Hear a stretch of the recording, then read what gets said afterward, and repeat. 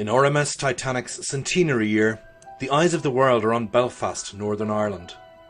The city that built the most famous ship on the planet has a story of Titanic proportions to tell. Having completed the largest and best Titanic visitor attraction now available anywhere around the globe, the city that designed, built and launched the legendary transatlantic liner is now ready to tell the world its Titanic story.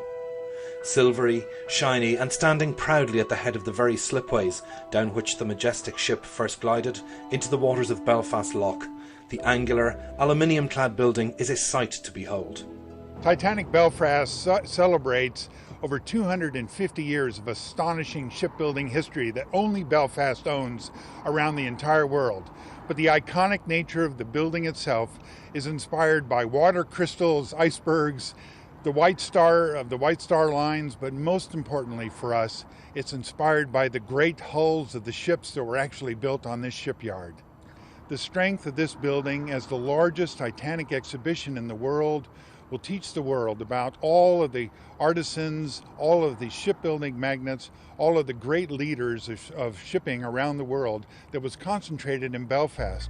Inside, Titanic Belfast provides no fewer than 9 interpretive and interactive galleries that tell the ship's fascinating history from her conception in Belfast's famous Harland and Wolff shipyard in the early 1900s to her tragic sinking in 1912 and then rediscovery led by ocean explorer Dr. Robert Ballard in 1985. The fact that Belfast is also finally embracing the Titanic and embracing it in a magnificent way, I'm glad you did.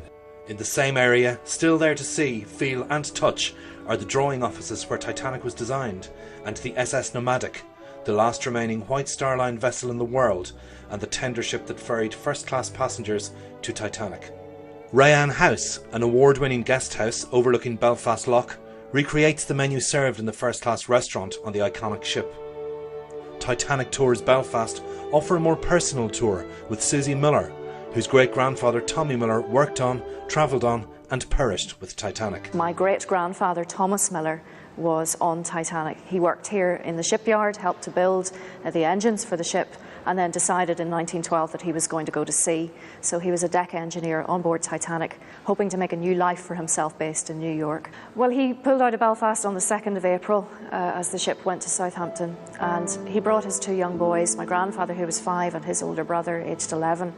He brought them down to the quayside to say his goodbyes, and just before he left he gave each boy 2 new pennies and said, "Don't spend those until I see you again."